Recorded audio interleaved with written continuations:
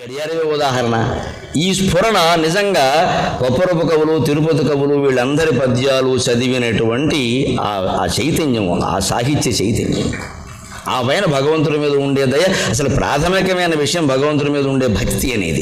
ఆ భక్తి, ఆ స్ఫురణ లేకపోతే జరిగే పడలేదు. అది అంత విచిత్రంగా వాళ్ళు గడియారం ఉపయుక్త వస్తువుల అగ్రస్థానమును పొందు, అది చాలా గొప్పది, చాలా ఉపయోగపడుతుంది. అంతేకాదు ఆ యుడు చంద్రార్కులు కానరాక, ఉడు అంటే నక్షత్రాలు, చంద్రుడు, అర్క సూర్యుడు కానీ చంద్రుడు కానీ నక్షత్రాలు కానీ ఎవ్వరూ కనిపించకుండా జలదం ఉగ్రంబుగా క్రమ్మునయ్యడ, మేఘాలు బాగా కమ్మేసినప్పుడు, మబ్బులు బాగా పట్టేసినప్పుడు సమయం తెలుసుకోవాలంటే ఎలా కుదురుతుంది? ఇదే కదా కాలం ఎరిగించేది. ఒక చమత్కార ప్రయోగం ఏమిటంటే, సైంధవుని నాడు ఈ యంత్రమే ఉన్నచో, సైంధవుడి చేతికి ఈ గడియారం ఉండుంటే వాడు బయటకు వచ్చేవాడా 5:15కి? 6 వరకు సూర్యోదయం కాదు కదా అని ఉండిపోయేవాడు కదా అని. అందులో కూడానండి వాళ్ళకి ఆ దైవీయమైనటువంటి సంప్రదాయాన్ని, గౌరవాన్ని కాపాడాలిగా. కృష్ణుడంత చేతకాని వాడిని చేస్తే అలాగా, గడియారం లేదు కాబట్టి కృష్ణుడు ఆయన ఏమైనా చేయగలిగాడంటే, లేకపోతే చేయగలిగేవాడు కాదంటే అలాగా. కృష్ణుడు స్థాయి తగ్గుతుంది. స్థాయి తగ్గనీయకుండా వాళ్ళ ప్రయోగం చూడండి గొప్పతనం. గాండివి ప్రతిజ్ఞ సైంధవున్నాడు ఈ యంత్రమే అన్నచో కడు కష్టం బగుగా, అదే గాండివి ప్రతిజ్ఞం దీర్పగా చక్రికన్. ఇంకో ఉపాయం ఆలోచించేవాడు అని కడు కష్టం బగుగా అదే అన్నారు. అసాధ్యం అనే మాట వాడలేదండి. ఉంటే ఆయనకి 100 గడియారం ఉంటాయి, 16,000 గడియారం ఉంటాయి. లెక్కేమిటి? టైం చూసుకుని వెళ్ళాలి కదా ఒక్కో ఇంటికి. అందుకని ఉండకపోతే అలాగా సైంధవుడు ఉండదు కానీ కృష్ణుడికి ఉంటుంది ఖచ్చితంగాను. అందుకని 16,000 గడియారాలు ఉంటాయి. ఏదో ఒకటి చూస్తాడు, దానికే ఉంది. అది ఆ ప్రజ్ఞ ఎక్కడంటే, మళ్ళీ సంప్రదాయం, పురాణం, దైవం, ఆయన మహిమ, దాని వైభవాన్ని తగ్గించొద్దు. దీనికోసం అసాధ్యం కాబట్టి సైంధవుని చంపగలిగారు అనొద్దు. కృష్ణుడు ఇంకో పని చేస్తాడు ఏదో రకంగా. అందుకని కడు కష్టం బగుగాదే అని ప్రాశస్థానంలో పెట్టి వాడారండి. ఎంత గొప్ప విషయం అండి నిజంగాను. అలాగే వాళ్ళ యొక్క భావన ఎంత ఆధునికంగా ఉంటుంది. ఉపనిషద్వాక్యాల సారాన్ని అత్యాధునికమైనటువంటి భాషా ప్రయోగాలతో వివరించారండి వాళ్ళు. ఏమండి, దేవుడు ఒక్కడే కదండి, ఇన్ని పేర్లు ఎందుకండి, ఇన్ని రూపాలు ఎందుకండి? హిందూ ధర్మంలో ఇలా ఉంటుంది కదా, ఏదో ఒక దేవుడు ఒక రూపం అంటారు మిగిలిన వాళ్ళు. మనకు అలా కాదు కదండి, ఎంతోమంది దేవుళ్ళు, ఎన్నో రూపాలు, ఎన్నో పేర్లు. ఇది ఎలా సమర్థిస్తారండి అంటే వాళ్ళు చెప్పారండి, అంబరిల్లయనన్ గొడుగనగా ఛత్రమనగా, 3 పదాలు తీసుకున్నారు గొడుక్కుండేది. అంబరిల్లయనన్ గొడుగనగా ఛత్రమనగా ఆంధ్ర దేవ భాషాంతరముల, క్రమాలంకారం సరిగ్గా. అంబరిల్లయనన్ గొడుగనగా ఛత్రమనగా ఆంధ్ర భాషాంతరముల, ఒక్క వస్తువైనట్లే ఒప్పు దేవుడు ఒక్కడయి పెక్కునామంబులొనరా అనగా. గొడుగు పదార్థం తెలుగులో గొడుగు అంటారు, సంస్కృతంలో ఛత్రం అంటారు. ఛత్రం పట్టుకుంటాడు కాబట్టి విద్యార్థిని ఛాత్రుడు అనేవారు, అందుకని ఛత్రం అంటారు. మరి సంస్కృతంలో ఛత్రం అని, ఇంగ్లీషులో అంబరెల్లా అని, తెలుగులో గొడుగని ఉన్నా మొత్తం మీద గొడుగనే విషయమే అర్థమవుతోంది కదా. అదే రకంగా సరిగ్గా దాని క్రమాలంకారం చూడండి. ఆంధ్ర దేవభాషాంతరముల, అక్కడ సంస్కృత భాష అనే పదం పెట్టడం కష్టమండి, ఆ ఛందస్సు రీత్యా. అందుకని వాళ్ళ ఊహ ఆ దేవభాష అందాం, దానికేముంది, దేవభాష అంటే సంస్కృతమే కదా, దేవతలు మాట్లాడే భాష.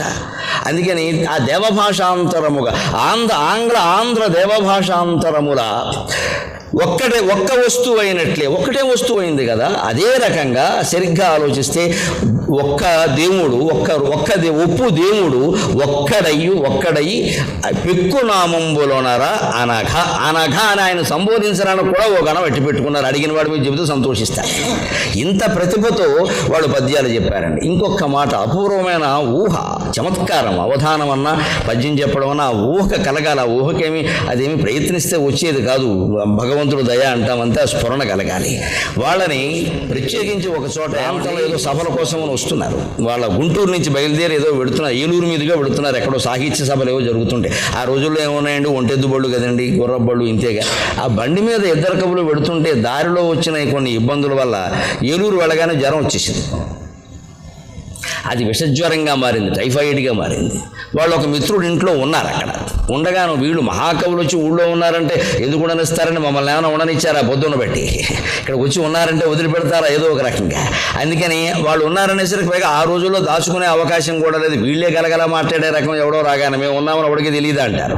అందుకని అక్కడ కూర్చునేసరికి నలుగురు వెళ్ళడం, ఏదో పలకరించడం, ఓ నెలలు ఉండిపోయారు.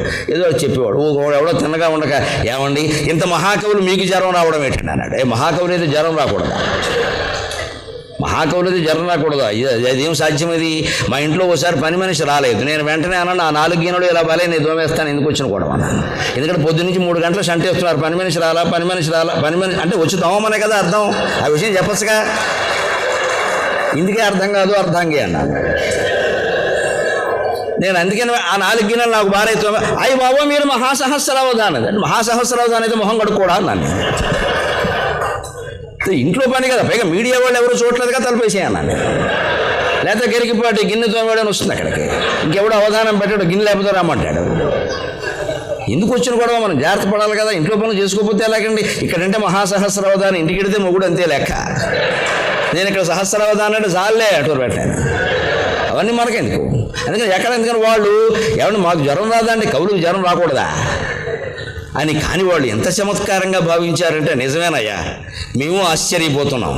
10 రోజులు బట్టి మాకు అర్థం కాదు, కానీ నిన్న అర్థమైందాం. నిన్నే అర్థం ఆ క్షణమే అర్థమైంది. ఆ మహాకవులు ప్రతిపట్టుకోవడం ఈ క్షణమే అర్థమైంది. ఏమిటి? మేము శివభక్తులం కావడం వల్ల మాకింత తీవ్ర జ్వరం వచ్చిందని. ఇది ఎక్కడ గొడవ? శివభక్తులైతే ఐశ్వర్యం రావాలి, ఈశ్వరస్య భావం ఐశ్వర్యం అన్నారు, విభూతిశ్చ విభూషణం అన్నారు. క్షేమం కలగాలి, శివం కరోతీతి శివ, శం కరోతీతి శంకర, శుభం కలగాలి, శివం కలగాలి, ఐశ్వర్యం జ్వరం రావడం ఏంటి? వాళ్ళు ఎంత చమత్కారంగా కల్పన చేశారు అంటే సలలిత సీత భూమి ధరజా ప్రియ సంగమకాంక్ష. ఒకరోజు శంకరుడు పార్వతీదేవితో ఏకాంతంగా గడపాలని కోరుకున్నాడయ్యా. వెంటనే కాస్త అమ్మవారికి దగ్గరగా కూర్చున్నాడు. దేనికైనా ముడెట్టేస్తారు మొహమాటం వెళ్ళ. మాకు ముళ్ళెట్టడమే బాగా, కలిపేయడమే మనుషుల్ని కలిపేవాడే కవి. అది లెక్కంతే. అందుకని వాళ్ళు నిజంగా ఏకాంతం కోరుకున్నారంటే ఏమిటిట? పార్వతీదేవి ఏకాంతానికి వీళ్ళ జ్వరానికి ఏమిటి?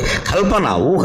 సలలిత సీత భూమి ధరజ అప్రియ సంగమకాంక్ష సాంబుడు అగ్గళ కరపాల భాగముల గ్రాలెడు హాలకలాహి హవ్యవాహుల చెజింప. సాంబుడు అగ్గళ కర పాల భాగముల గ్రాలెడు హాలకలాహి హవ్యవాహుల చెజింప. వారుకడు నుగ్రత రేగి తదీయులౌ ప్రజన్ కలగగజేయుటప్పు. ప్రతికారమటంచు ఎసరేగిరోయనన్. సలలిత సీత భూమిధరజా ప్రియ సంగమకాంక్ష. గడపాలని అయ్యవారు అనుకున్నాడయ్యా, బాగానే ఉందంటే దానికి మీ జ్వరానికి సంబంధం ఏమిటి అన్నారు. అంటే హిమాలయ పర్వతాల్లో బోళ్ళు గుహలు ఉన్నాయి, ఇబ్బంది లేదు. కానీ ఈ దిక్కుమాలిన పాము, నుదుటి మీద మంట, కంఠంలో విషం, ఇవన్నీ ఇప్పుడు అవసరమా అంతే. మరి అది శోభన మంచం అంటే అక్కడ ఏముండాలో అక్కడే ఉండాలి. ఇంట్లో దంపతులు పడుకునే మంచం దంపతుల మంచంలా ఉండగానే ధర్మాసుపత్రి మంచంలా ఉంటే అలాగా. ఇప్పుడు అలాగే ఉంటున్నాయి. కాళ్ళకు రాసుకునే ఆయింట్మెంట్ అక్కడే, ముక్కుకు పీల్చే గొట్టం అక్కడే, సెల్ ఫోన్ అక్కడే. ఇంక జ్ఞాపకం నా తలగా ఇంకేం లేదు, అవి మొత్తం వ్యాధులే మిగిలాయి అక్కడ. అవి చూడగానే వ్యాధులు గుర్తొస్తున్నాయి. మర్చిపోతే పొద్దున్న తోముకున్న పేస్ట్ కూడా అక్కడే. అందుకని పాపం వాళ్ళు అడిగింది అమ్మవారు స్త్రీ సరసురాలండి, అమ్మవారు అయితే ఆడదు కదా, సరసం. అందుకని ఏమి ఎందుకంటే ఆయనకు అనిపించింది ఏదో అమ్మవారు కోరింది, ఎప్పుడు ఏమీ అడగలేదు, వెర్రిబాగులది, ఓ నగలైనా చేయించలేదు, నేను సరైన బట్టలైనా కొనలేదు, అన్నీ మావగారు దసరాకి పెట్టడమే తప్పితే నేను పెట్టింది ఒక్కటి లేదు ఇందులో. ఫోన్లే అడిగింది కదా అని ఆ పాము, ఈ నుదుటి మీద కన్ను, కంఠంలో విషపు మంట, ఈ 3 తీసి పక్కనెట్టేట. వెంటనే రాజకీయం జరిగిందండి అక్కడ. ఈ 3 ఓ చోట మీటింగ్ పెట్టి అసమ్మతి వర్గ సమావేశం అంటారు. అసలు ఏమిటి శివుడు అమ్మవారి వేళ ఎక్కువైందా? ఇవిడ నిన్నగాక మొన్న వచ్చింది, కాపరానికి వస్తే రాగాక సకాలం పూర్వం నుంచి అగ్నినేత్రం ఇప్పుడు కాదు, 3వ కొన ఆయనకు పుట్టుకతోనే ఉంది, జ్ఞాననేత్రం, అది రుద్రాక్ష. అందుకని ఇవన్నీ మనం పూర్వం నుంచి ఉన్నాం. మోస్ట్ సీనియర్ ఆర్టిస్ట్ పార్టీలో మనం మించిన వాళ్ళు లేరు. అసలు యాక్టివిస్టులు, కళాకారులు, మనం కార్యకర్తలు, ఎంతో అనుభవం కలిగిన వాళ్ళం. అమ్మవారి కోసం మనం తీసేస్తాడా అని వెంటనే 3 సమావేశం అయ్యాయి. అగ్ని, కంటి మంట, కంఠపు విషం, అలాగే పాము. ఈ 3 సమావేశం అయ్యాక అందులో అందులో ఒక మూడో కన్నుకు ఒక అనుభవం ఉంది. అందుకని చెప్పిగో శివుడితో పెట్టుకోకుండా మంచిది కాదు.